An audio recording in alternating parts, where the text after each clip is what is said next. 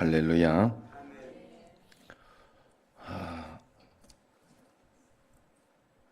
제가 어제 그런 생각이 한번 들었어요. 이번 주에는 비도 오고 뭐 이렇게 해서 운동이 하고 싶은데 내가 하는데 운동하는 곳에 한번 가볼까 하는 생각이 들었는데 가면 어리석은 사람이지. 운동도 안 하고 있는데 그날은 운동 안 하기로 약속돼 있거든, 수요일 날은. 근데 내가 축구장이라고 거기 가가지고 우리가 찾던 곳이라고, 내 생각에 찾던 곳이라고 가가지고 가 있으면 왜 이게 안 되지? 왜 이렇게 운동을 안 하지? 그러고 있으면 내가 뭐요? 또라이지. 굉장히 어리석은 사람이죠. 말도 안 되는 거지.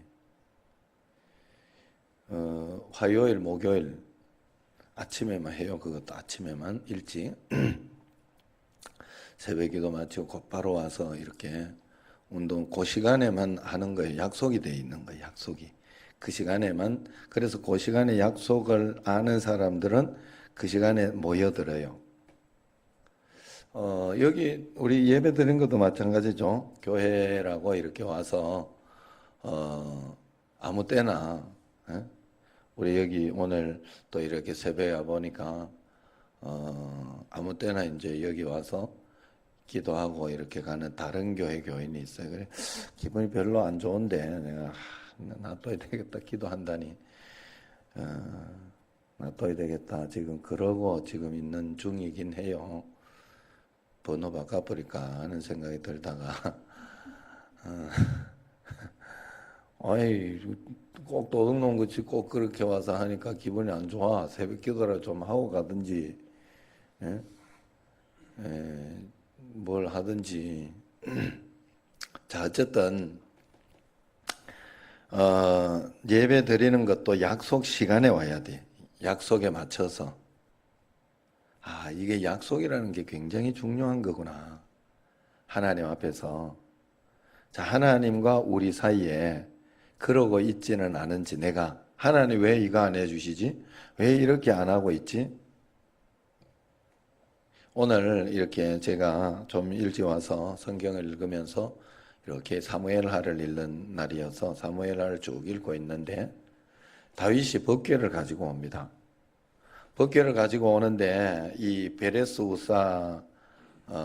우사를 친 것 때문에 다윗이 굉장히 기분이 나빠요. 그래서 하나님 앞에 화를 냈더라 이렇게 이야기 나와요. 법궤를 가지고 오는데 왜 이런 일이 일어나냐고.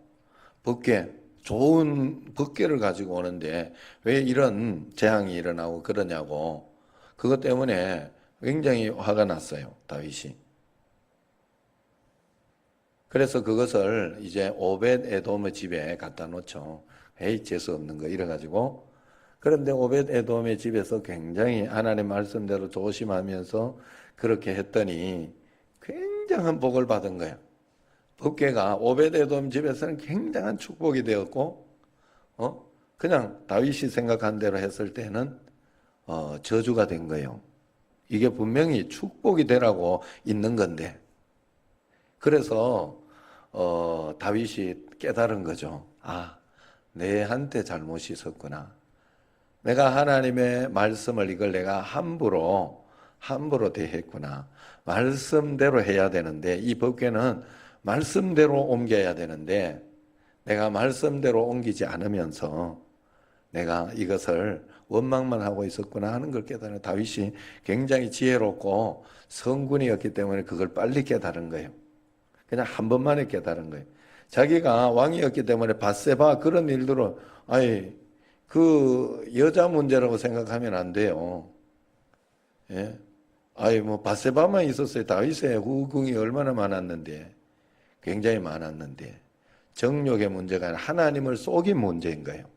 그래서 그걸 다윗은 이 나쁜 놈 이렇게 해서 나단 선지자를 그냥 죽일 수도 있었어요. 왕인데. 그런데 회개하잖아, 다윗은. 진실한 왕인 거예요. 하나님 앞에 바로 서 있는. 그래서 다윗이 깨닫고 법궤를 한 걸음 한 걸음 옮기기 시작하고 제사장들이 메어서 옮기도록 하고, 수레에 올려서 그렇게 끄는 것이 아니라 힘들고 어렵지만 자기에게로 가지고 올 때 한 걸음 한 걸음 가지고 오는 거예요. 마치 우리가 주의 말씀대로 살아갈 때 한 걸음 한 걸음 제가 살아가야 된다. 하루하루 사는 것이다 라고 이야기를 하면서 말씀드리는 거하고 비슷하죠. 자, 우리가 하나님 앞에서 언제나 하나님 왜 이렇게 어렵습니까? 왜 이렇게 힘듭니까? 왜 이렇게 문제가 해결되지 않습니까? 라는 어떤 그것을 보지 말고 하나님과 나와 내 사이에 내가 약속을 지키고 있는지를 봐야 돼요. 하나님이 항상 기뻐하라, 범사에 감사하라, 쉬지 말고 기도하라 했는 것만큼 내가 하나님 말씀 그렇게 살려고 애를 쓰고 거기에 맞춰서 살고 있는지를 살펴보면 돼요. 그러면 내가 잘 알고 있으면 걱정할 거 없어요. 그리고 그걸 잘하고 있는 사람은 걱정도 안 돼. 신기한 건. 마음속에 담대한 마음이 생겨요. 하나님 앞에 용기가 생기고 이겨낼 수 있는 힘이 생긴다 하는 거죠. 그런데 그것이 되어지지 않고 있으면 원망과 불평, 어떤 그런 것들이 있어지게 된다. 자, 우리가 그래서 언제나 하나님의 약속의 말씀을 잘 살펴보는 게 중요합니다. 어제 직분에 대해서 이렇게 제사장들이 지켜야 할 것과 대제사장이 지켜야 할 것이 다르다고 이야기를 했어요. 우리는 정말로 영적인 왕 같은 제사장, 예수님이 나에게 오셨기 때문에, 이 모든 걸 완성하신 예수님이 오셨기 때문에 우리는 그런 의미로 신앙생활을 해야 돼요. 정말 하나님 앞에서 저는 담임 목사니까 정말 더 두렵고 떨리는 마음으로 교회를 인도하고 그렇게 해야 되겠죠. 정말 내가 틀리게 하고 있지는 않은가? 하나님 보시기에 잘하고 있는가? 늘 물어보면서 점검하며 가야 되겠죠. 장로님들도 마찬가지. 장로님 됐으면 권세가 아니에요. 내 장로로서 이 정도 내가 예배와 기도와 내가 하나님 앞에 정말 제대로 하고 있는지를 자꾸 살펴봐야 돼요. 굉장히 주님 앞에. 권사님 마찬가지죠. 권사로서 내가 정말 기도하고 있는지. 권사는 뭐 한마디로 기도의 어머니다 이래서 권사 뽑는 거예요. 기도 좀 해달라고 더 기도하고 주님 앞에 더 봉사하고. 여자들이 다 교회에서 여자 손길이 없으면 되나요? 가정에서 여자 손길이 없으면 안 되잖아요. 마찬가지 교회도 그 역할을 해줘야 되는데 이것만 하면 안 된다. 정말 두려운 줄 알아야 돼요. 정말 두려운 줄 알아야 돼요. 하나님 앞에서. 자, 오늘 10절 말씀은 그런 말. 대제사장은 관유로 기름을 받습니다. 관유라는 말 자체가 기름 붓는 기름이라는 뜻이, 기름 붓는 것을 의미해요. 붓는 기름이라는 그런 뜻이에요. 대제사장은 제사장들 중에서 기름 부음을 받아서 하나님으로부터 특별히 위임을 받은 자들이에요. 백성 전체를 대표해서 하나님께 나아가도록 책무를 위임받은 자입니다. 그러므로 대제사장의 직무가 막중한 만큼 하나님께서 주신 권위의 예복을 입은 자로서 그 거룩함을 지키고 매사에 절제해야 하는 부분도 가장 클 수밖에 없다는 것입니다. 오늘날 교회에 봉사하는 사역자들은 특별히 이 말씀에 주의해야 되겠죠. 하나님께서 성령의 기름 부음을 주시고 은사를 주셔서 하나님의 자녀들을 이끌어 바르게 인도해야 하는 막중한 책임을 그들에게 맡기셨기 때문에 그래요. 대제사장은 온 백성을 대표해서 지성소에 들어가는 그런 사람입니다. 그러므로 대제사장의 잘못은 온 백성에게 중요한 파장을 미치는 거예요. 사실 그래서 여러분들이 저를 위해서도 늘 기도해야 하는 이유가 거기에 있어요. 제가 실수하고 잘못하고 그러면 교회 전체가 흔들려 버려요. 예, 크게. 장로님들 중에서 그렇게 되고 그러면 그것도 아마 크게 흔들려 교회가. 그래서 문제가 되는 거예요. 그렇기 때문에 우리는 늘 두렵고 떨리는 마음으로 주님 앞에 서야 됩니다. 그러므로 교회의 지도자 한 사람의 잘못이 성도들이 미치는 영향은 엄청나요. 대제사장은 사람의 죽음을 외면해야 했어요. 일반 백성과는 달리 머리를 풀고 옷을 찢거나 슬픈 표적도 남기지 말아야 했어요. 왜냐하면 대제사장은 항상 하나님 앞에 경건히 서 있어야 하는 그런 사람이었기 때문에 그렇습니다.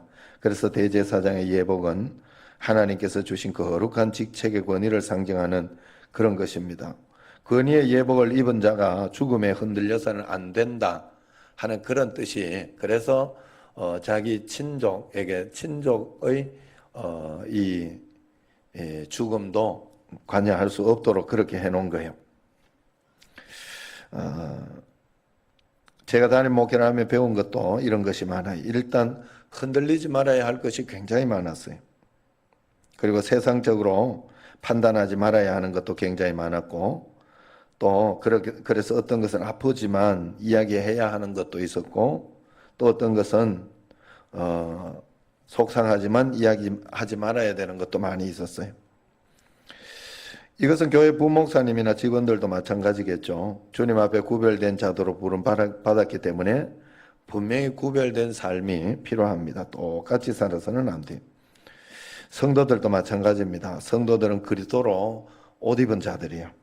그렇기 때문에 그리스도로 옷 입은 자들은 세상 사람들에게 비치게 됩니다. 그래서 그리스도인은 세상과 구별되었기 때문에 그리스도인이라 그렇게 불리는 거죠. 그리스도인이면 그리스도의 사람이라는 뜻입니다. 그러므로 그리스도인으로서 고난을 당하거나 슬픈 일을 당할 때 세상 사람과 똑같이 중심을 잃고 원망 불평하면서 슬퍼하고 괴로워하면 안 되는 것입니다. 적어도 그리스도인은 천국의 소망이 있는 사람처럼 의연해야 하고 담대해야 된다 하는 거예요. 세상 가운데 내가 그리스도인의 모습을 보여야 돼요. 성도들 가운데 내가 담임 목사의 모습을 보여야 하는 것처럼, 여러분 성도들은 세상 가운데에서 그리스도인의 모습을 늘 보이며 주님 앞에 나아가야 된다 하는 것입니다. 그래서 우리를 통해서 반드시 고난을 딛고 일어선 주님의 모습이 반드시 나타나야 된다. 이것이 바로 우리의 모습이다 하는 것입니다. 할렐루야. 오늘 제가 이렇게 영상을 하나 보는 가운데 어느 교회 주일 찬양, 주일 헌금할 때 이렇게 찬양한 것 같은데 가사가 좋고 찬양이 아주 은혜가 됐어요. 이 새벽에 준비됐지? 이 새벽에 여러분이 한번 감상하고 기도하고 마치도록 하겠습니다. 가사의 은혜를 받으시면 되겠어요.